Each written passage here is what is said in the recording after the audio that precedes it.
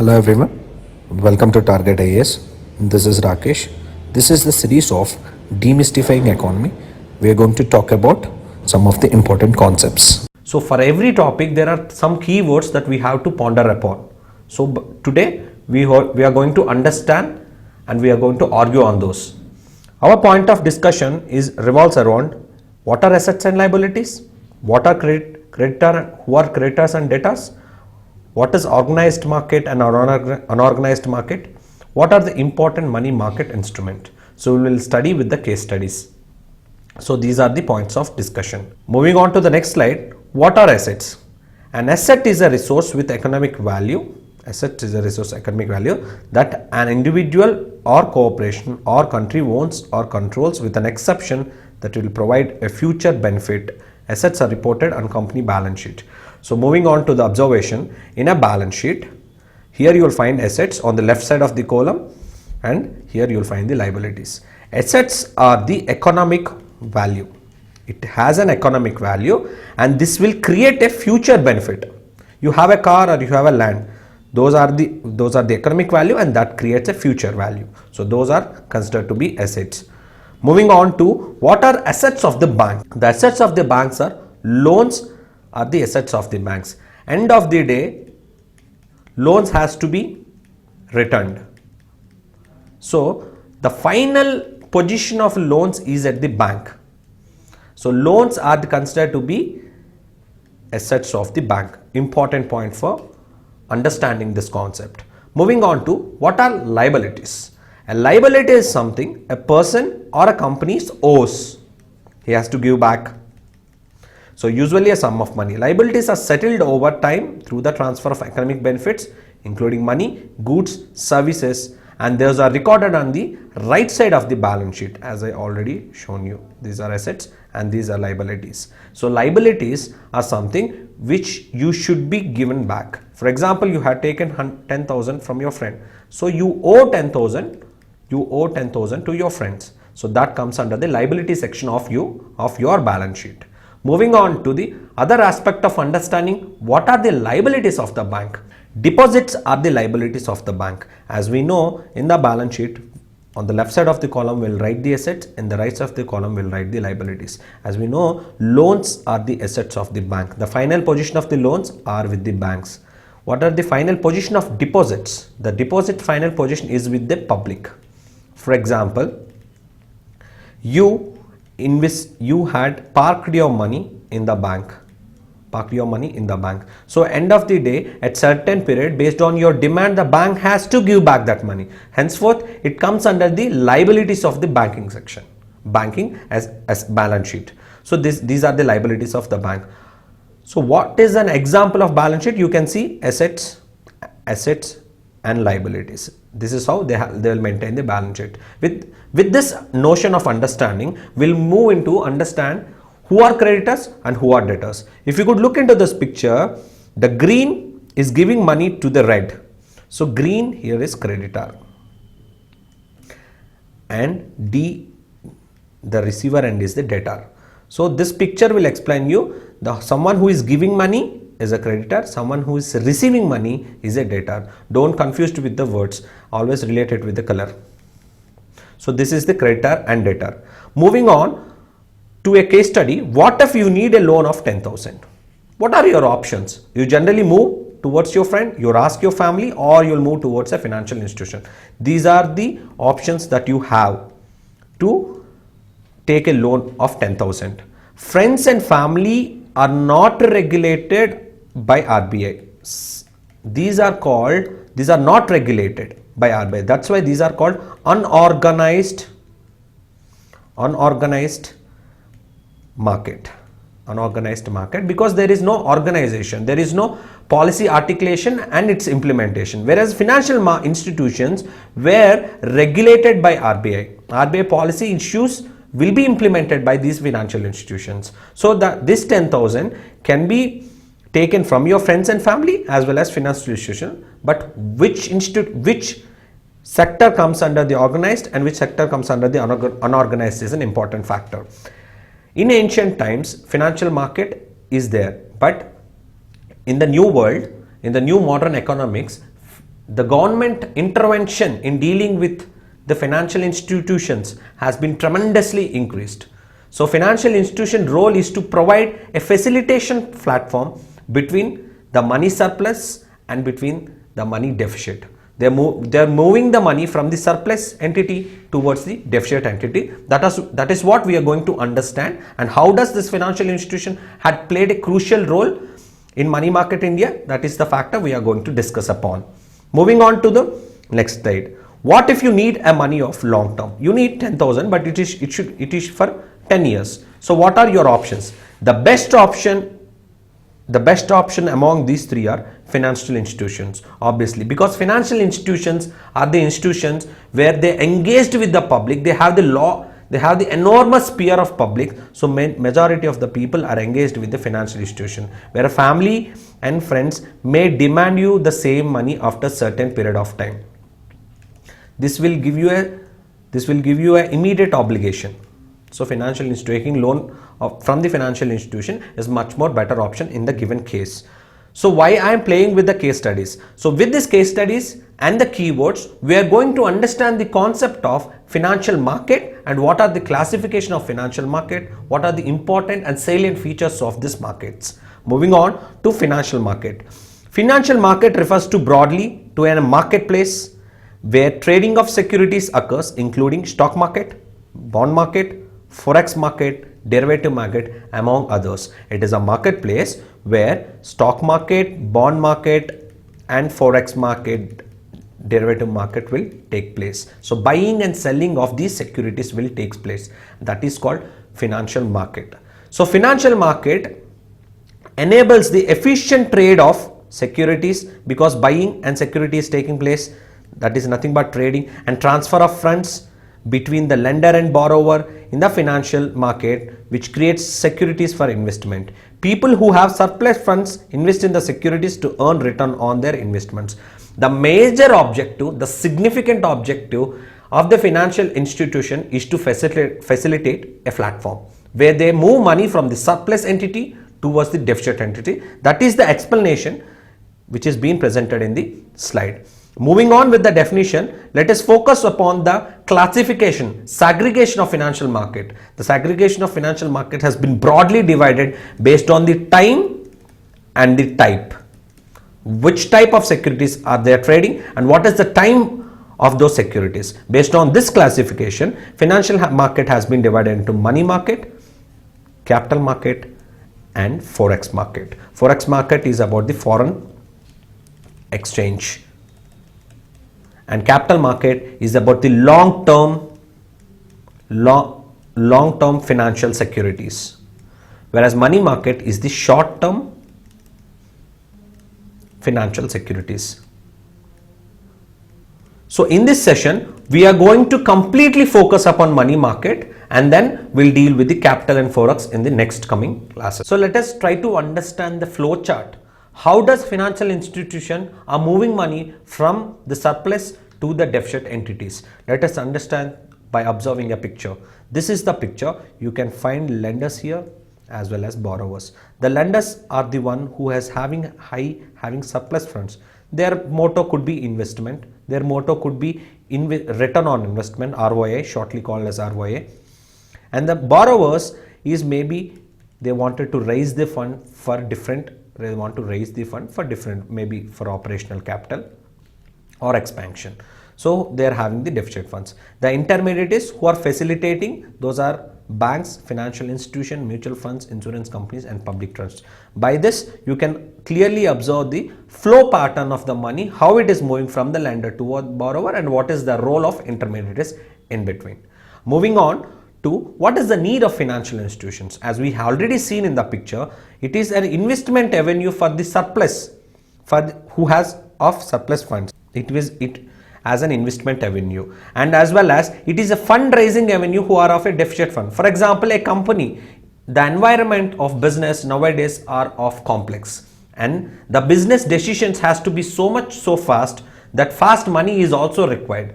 In order to raise that money immediately from the market, money market will place a crucial role. So they have to raise funds by taking the help of financial market, because financial market facilitates, as we already seen in the picture. Moving on to the other section and completely focusing upon money market. What is money market? Money market is a market of short-term funds. First important point, short-term funds.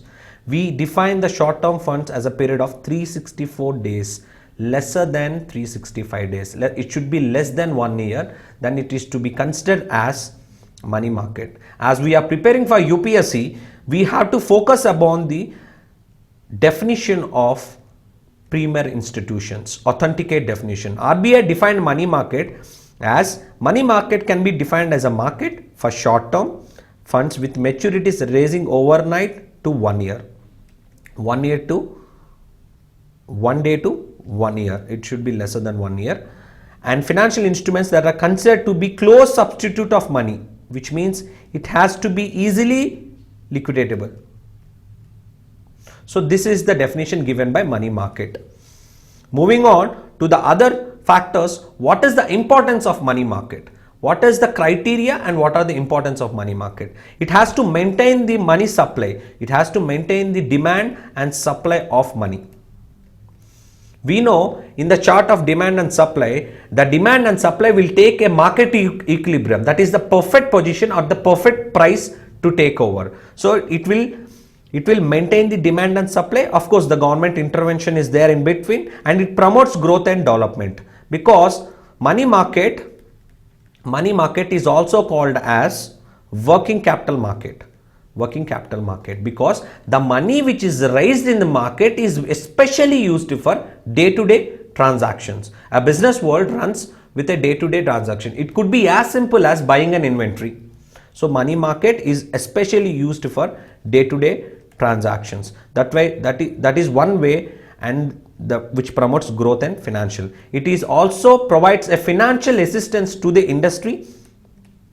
It could be any industry. Maybe let us take a film industry. Film industry immediately need a requirement of some 10 crores. They'll go to the money market and they'll raise the 10 crores over it. It could be of trade. It is helpful for the trade. They'll provide financial assistance to the industries and trade. They also implement monetary policies. Monetary policies are taken by MPC, Monetary Policy Commission. So there are 6 members in it. 3 are drawn from the Government of India, 3 are drawn from the Reserve Bank of India. They will articulate the monetary policies, and their indirect influence, the monetary policies indirect influence, can easily be noticed in a money market. So this is also important point. Anyways, we are going to deal with that in later slides. And it offers non-inflammatory financial source to the government. The prices are reasonable to the government. There is no sudden rise or drop in the prices. So these are the importance of money market. Moving on to the money market India. What is an evolutionary pattern? How does money market has evolved till now? To combine, to accumulate all the factors, the history of money market will say it is shallow, small, shallow and structureless. It is small because most of the money markets are micro. Only money lenders are used to play a crucial role in the villages. So that's why it is smaller. It is shallow due to the lack of depth. The reason is exploitative interest rates. There was a huge exploitation by money lenders, and that could be easily noticed in tribal areas presently. And this is structureless because there is no regulation. Most of the money market is being under the unorganized market, where RBI cannot control any decisions in that market. So it is structureless, shallow and small. These are some of the subheadings which you can use in your mind's answer writing shortly. And moving on to the scenario, what are the recommendation? Which minds changed the scenario of money market? Chakravarti Committee, which came in 1985, you can see in the picture. Vagul Committee 1987, Narasimha Committee 1989. These people, these minds changed the scenario of money market. And what are those recommendations? Let us see this in the picture. The improvement is setting up Discount and Finance House of India. We are going to discuss this at first point. And in 1988, to impart liquidity, money market instrument, and help to develop secondary market with such instruments. And the second point is introduction of instruments such as certificate of deposits. We are going to discuss this in 1990, and commercial papers, and we are going to discuss that. Interbank participation certificates with and without risk in 1988, increase the range of influence. The third point is free call money rates. We are going to discuss about the call money rates by 1988 to enable the price discuss. So overall, combinedly, the summarizing of these points are they introduced one institution and two instruments. They introduced one institution and two instruments. What is that institution? Discount and Finance House of India. Discount and Finance House of India Limited was set up in 1988 by the Reserve Bank of India jointly with public sector banks and all India financial institutions. They may ask you questions like DFHI is being established only by Reserve Bank of India. That is completely wrong. Other institutions, they jointly established by public sector undertaking, all India financial institution, to develop money market and to provide liquidity to money market instrument. And this is being recommended by Vogel Working Committee recommendation. Moving on to other reforms, LPG is a milestone which is created in Indian economy. After LPG, the decisions over the Indian economy has tremendously changed. That is where Indian economy has been increasing steadily. So reforms which are recommended by Narasimhan Committee is important for UPSC, and what are those recommendations? We are going to look into that. The recommendations which are given by this Narasimhan Committee is withdrawal of interest rate ceiling in the money market. The purpose of this recommendation is to encourage money, is to encourage the public into the money market, is to encourage the players to involve in the money market. If you reduce the interest rate ceiling, there it could be a sign of encouragement so that the people will invest in the money market. That is the first point. The second point is introduction of auctions in treasury bills. Why do we auction? The purpose of auction is to get a best rates. So best rates will give you a best income to the issuer. So treasury bills are being treasury bills are being auctioned. And the third point is gradual move away from cash credit system to loan based system. Collateral arrangement has been created. So these are the recommendations given by Narasimhan Committee. Moving on to the other aspect, what is the importance of money market instrument? As we already seen, it will set the money and supply equilibrium, money demand and supply equilibrium, as well as it promotes economic and development. So first point we know, first point, it will reduce the mismatch between demand and supply of money. Second point, it will promote the economic growth and development. And the third point, it works as a financial assistance. It improves the financial assistance to industry as well as trade. It also offers non-inflammatory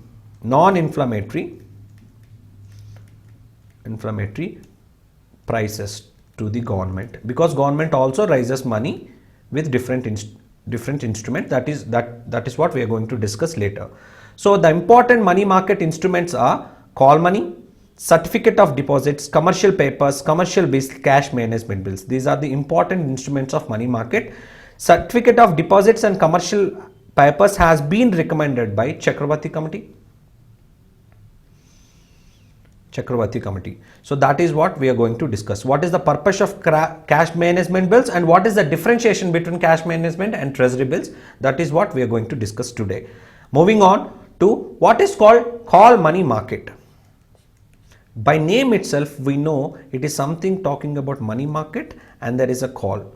So when the call money market is a market where overnight requirement of loans can be availed by the banks to meet the liquidity. So it is overnight requirement. You need a money for one day. So you will go for call money market. So call money market is a function which functions from Monday to Friday.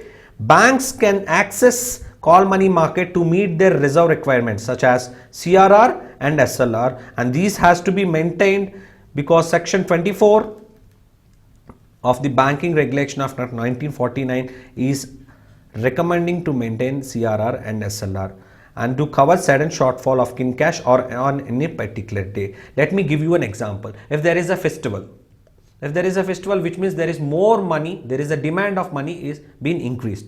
When there is a demand of money has been increased, then definitely banks are the premier institution which has to match the demand. So these institutions will supply money towards the economy. They infuse money towards the economy. So how do they infuse?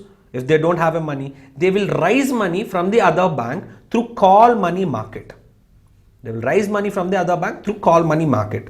So with that, dealing in call money is done through electronical trading platform called negotiated trading system. Earlier it is through phone calls. Now in the era of internet, it is trading through negotiating trading informs. Call money market. And moving on to who are the participants of call money market, important for UPSC again. Scheduled commercial bank, primary dealers, cooperative banks and newly recently added payment banks. Payment banks are newly added. So scheduled commercial bank and primary dealers. Who are primary dealers? Primary dealers are the registered dealers of RBI who buys and sells the government securities. So these are registered under the RBI and RBI will guide them to buy and sell the government securities. So these are the institutions which come in between the government and the public. These are the primary dealers. So these are the 4 participants, and payment banks were the last to add under the list of participants of call money market. Now they may ask you a question, payment banks could not able to raise the money through call money market. Henceforth it is wrong completely because payment banks are being added. What is called notice money? The notice money is almost similar like call money, but there are time frame which is the major difference. The call money is usually availed for 1 day. Important point, the call money is usually availed for 1 day. If the bank needs funds for more days, it can avail money through notice period. Usually it is for 1 day. If the loan is availed for 1 day, then it is call money. If the loan is availed for 14 days, it is called notice money. And there is one more segment, call money can be even be shifted from call form to notice form. And the rate that is charged on call money is called call rate.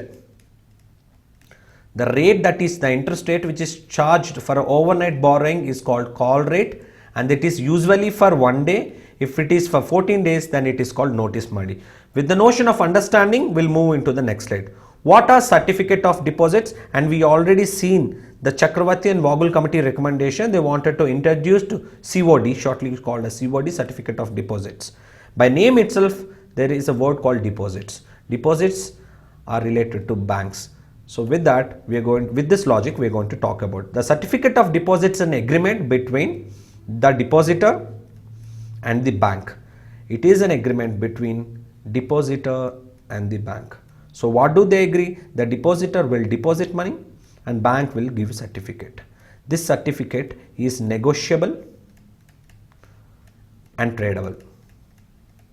So certificate deposits are that if you deposit in a bank, they will provide you a certificate. This certificate can be traded.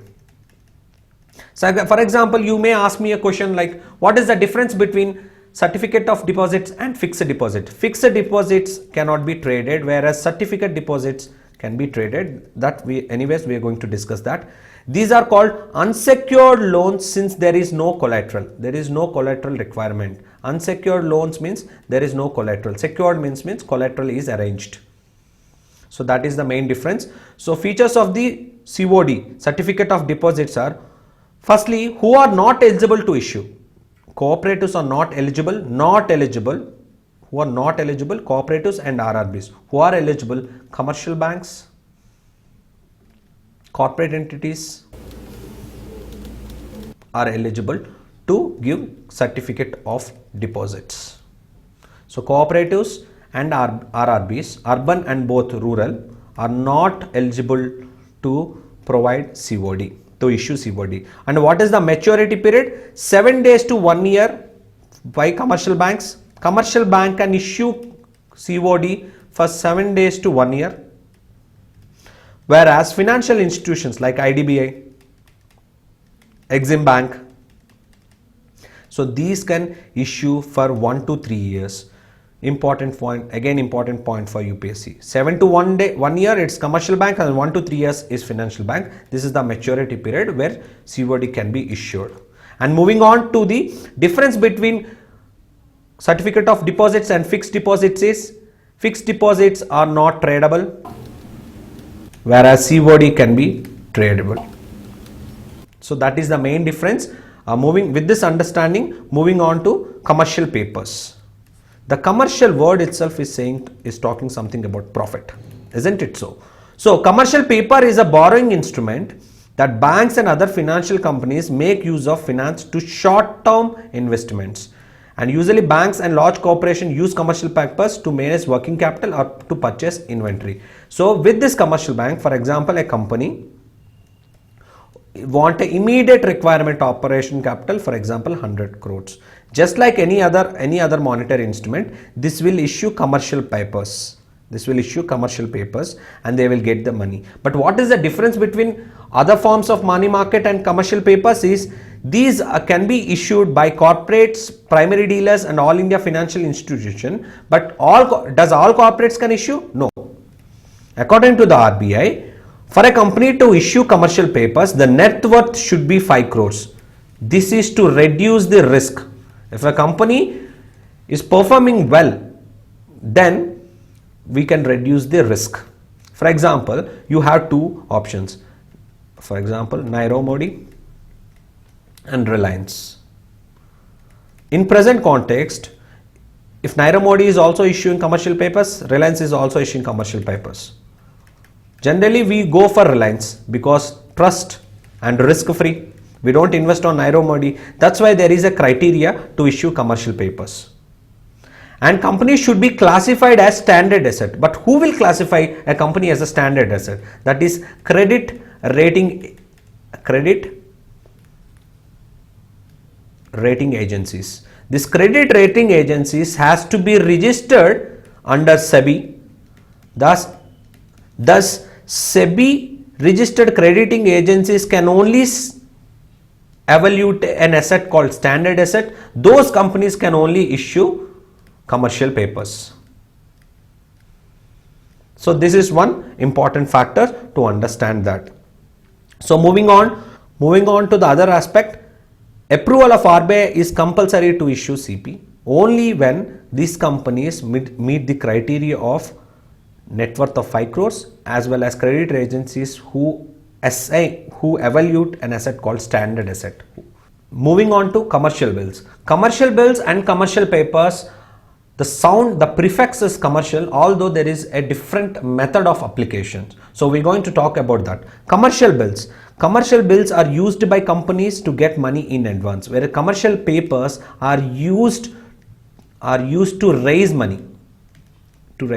Commercial papers are used to raise money, whereas commercial bills are used to get money in advance. So advance is a key word to understand these concepts. Let me explain you. For example, A is a company, C is a company. There are two companies, A and C, and B is a bank. So C had bought some produce from A on credit. C has bought some produce from A on credit. So at end of that maturity, C has to pay certain amount to A. But there is an immediate requirement. All of this sudden there is an immediate requirement for A. So A issues a draft of commercial bill. So it has to be signed by C. There should be a sign of C company.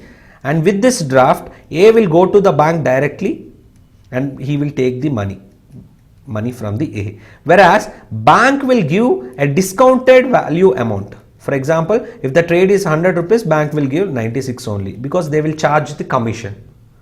So that is the concept of commercial bills. Commercial bills as a concept, with this example you can understand. A is issuing a commercial bill to the C. C has to sign saying that 100 has to be returned, and A will directly move into the bank and it will take the money. Again, I am going to explain that if A and C are the companies, there is a trade happen. So this trade is happened on credit. So there is a requirement, suddenly A needs money. So it will go to the bank with the commercial bill which is signed by C, it will raise the money, and B will provide the money on a discounted value. For example, if 100 is a trade, he will provide only 96. This is the commercial banks. So you're getting the money in advance. In this case, A is getting the money in advance by using the commercial paper. Moving on with the concept of commercial paper and commercial bills, let us understand the differences between both. One is used to raise money, as I already told you, and one is used to get the money in advance. A and C company example, and raise money is for any companies, and that companies or cooperatives or banking institutions or financial institutions has to meet as criteria which we discussed, and RBI has created certain criteria for the companies to match. Moving on to another important topic is cash management bills. What are cash management bills? Cash management bills are the short-term bills, first important point for UPSC, issued by the central government, another important for UPSC, and to meet an immediate cash needs. These bills are issued by RBI on behalf of the government. Let me describe you. For example, T-bills or the government securities are generally issued by the government in order to raise money from the public. So they issue securities to raise money from the public. In similar pattern, cash management bills are also issued for short-term bills. Cash management and treasury bills sound similar, but there is one difference that we are going to discuss. First important points, these are issued for short-term. And who can issue? By the central government. By the central government. And who is there in between? RBI. RBI will sell the or buy the on behalf of the government. So these bills are issued for the short term. So if that in case, what is the difference between cash management bills and treasury bills? Maturity period. If government wants money lesser than 90 days, then they will issue cash management bills. If they want money for more than 91 days, then they issue T-bills. There is 1 day difference. Maturity period is the difference between cash management bills and T-bills. In other sense, everything is similar. So cash management bill is equal to T-bill.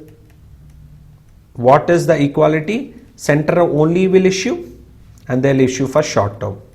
But maturity period, CBM is not equal to T-bill when it comes to maturity period, because here 90 days and here 91 days.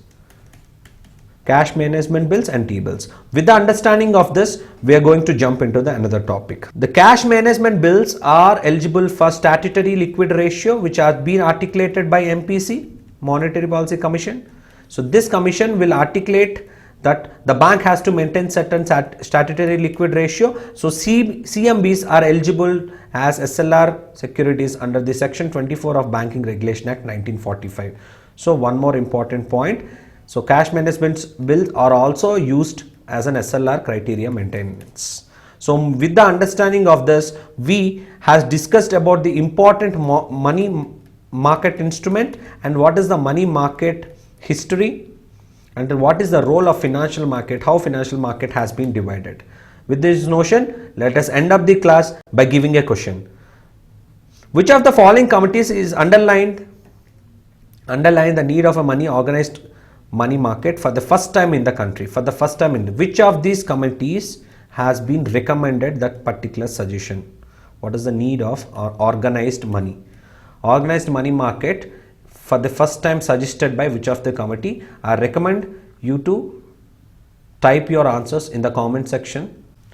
More contentful videos and simplified economic concepts will be helpful for your preparation.